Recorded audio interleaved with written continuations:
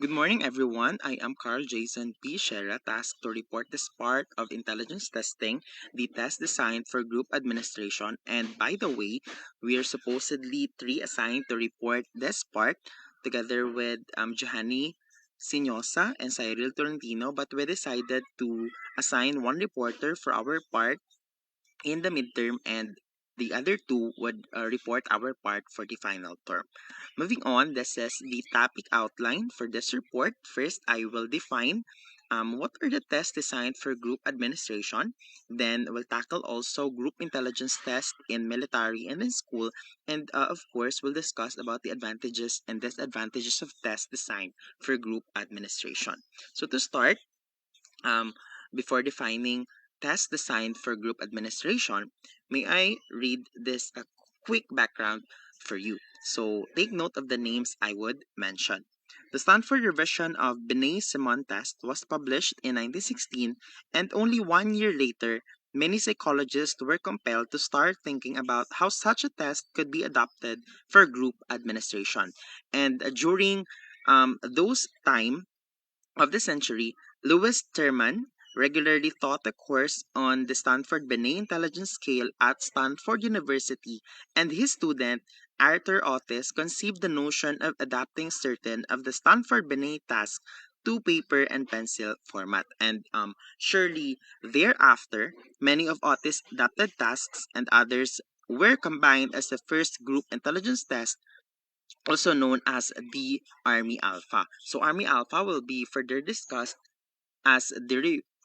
further discussed throughout the reporting. Going back, as I defined test designed for group administration, group test was developed to meet a pressing practical need. Also, group tests can be administered to a group of persons at a time, and group tests were designed as mass testing instruments. Further, the group testing not only allows a simultaneous examination but also make use of simplified processes and the instruction. So here is the group intelligence test in military. So on April 6, 1917 rather, please take note of the dates here. The United States entered World War One, and on April 7th, the president of the American Psychological Association, or the APA, Robert M. Yerkes, the photo on the left side of the slide, began efforts to mobilize psychologists to help in the war effort. By late May on still that year, the APA committee that would develop group tests for the military had their first meeting. And there was a little debate among the participants about the nature of intelligence, and only a clear sense of urgency about developing instruments for the military to identify both the unfit and those of exceptionally superior ability. So to continue, whereas the development of a major intelligence or ability test today might take 3 to 5 years, during the development of the first group intelligence test, the committee had two tests ready in a matter of weeks and a final form of those tests ready for the printer on July 7th. So one test became known as the ARMA Alpha test, and the other is the Army Beta test. So the Army Alpha and Army Beta test are the pictures on the right side of the slide. Moving on, Army Alpha test would be administered Army Army recruits who could take note, who could read, and it contained tasks such as general information, questions, analogies, and scrambled sentences to reassemble. You can see naman sa example sa mga pictures na nasa slide. Next is the ARMA Beta. ARMA Beta test was designed for administration to foreign-born recruits with poor knowledge of English, or to illiterate recruits. So they defined that as someone who could not read a newspaper or write a letter home. And these tests contain tasks such as mazes, coding, and picture completion, wherein the examinee's tasks was to draw in the missing element of the picture.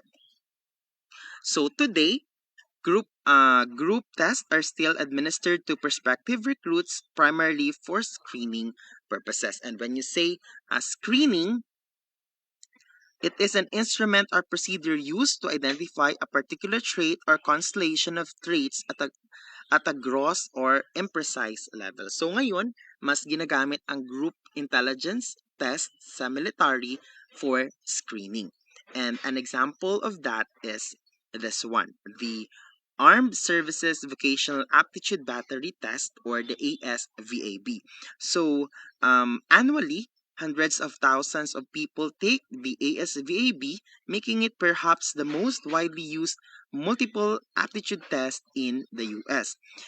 This test is administered by school counselors and at the various walk-in centers at no cost to the test taker.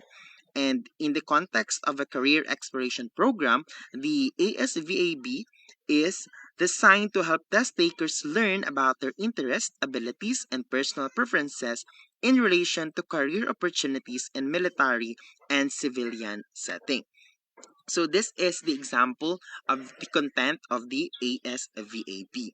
And if you want to try it, there's also an answer key for this. Moving on, group intelligence test in school. So perhaps no more than a decade or two ago, approximately two-thirds of all school districts in the US used group intelligence tests on a routine basis to screen 90% of their students. The other 10 were, of course, administered for individual intelligence tests. So, group intelligence test in school, napapansin natin, ay ginagamit siya for screening once again. Entrance examination, for example. So, the group intelligence test, now also referred to as a school ability test, is by no means extinct. Group intelligence test results provide school personnel with valuable information for instruction-related activities and increase understanding of the individual pupil. And the first group intelligence test to be used in U.S. schools was the Otis-Lennon School Ability Test, formerly the Otis Mental Ability Test. So the Otis-Lennon Mental Ability Test are a revision of the earlier test in the Otis series, and the Otis Self-Administering Test of Mental Ability and the Otis Quick Scoring Mental Ability Test, and like its predecessors, the Otis Lennon is composed of a variety of items to measure general ability. And the 6 levels of the test extend from primary 1, which is a last half of kindergarten, through advanced, which is grades 10 to 12. Working time on this test varies from 30 to 45 minutes depending on the level, and the norms based on a national sample of 200,000 pupils in all 50 states are expressed as mental ages, deviation, IQs, and percentile ranks and standardized by age and grade. So next is the California Test of Mental Maturity, the Kuhlman-Anderson Intelligence Test, the Hemnon-Nelson Test of Mental Ability, and the Cognitive Abilities Test that are some also of many group intelligence tests available for use in school setting. So first, the California Test of Mental Maturity is one also of the most popular group intelligence tests. So the 6 levels of the test range from level 0 or kindergarten through entering first grade to level 5 or the grades 12 to adult. Working time on the long form of the test, which consists of 12 subtests, is from 48 minutes to 1 hour and 23 minutes depending on the level. And in contrast, the short form of the test, which consists of 7 subtests, require only 34 to 43 minutes. And in addition to yielding separate language, non-language, and total mental ages and IQs, each level of both forms of the test is scored for 4 factors: the logical reasoning, numerical reasoning, verbal concepts, and memory. And the long form is also scored for spatial relationships. An example of this test is on this is the photo on the right side of the slide. Next is the Kuhlman Kuhlman-Anderson test. So the Kuhlman-Anderson measure of academic potential 7th edition and the Kuhlman-Finch scholastic aptitude are both modern adaptations of intelligence tests devised by Frederick Kuhlman many years ago. The 7 levels of the Kuhlman-Anderson extend from kindergarten through grade 12 and the 8 levels of the Kuhlman-Finch from grades 1 through 12. The Kuhlman-Anderson tests are somewhat longer with 50 to 60 minutes than the Kuhlman-Finch with 30 minutes. And at the junior and senior high levels, the former test yields separate verbal and quantitative scores as well as total scores. While the cognitive ability test naman or the CAT, this series of tests published by Houghton Mifflin Company is a successor to the Lord Thorndike Intelligence Test. So this test consists of a battery primary battery for kindergarten through grade 3 and a multi-level edition for grades 3. The primary battery was designed to assess cognitive development in primary school by use of pictorial materials and oral directions.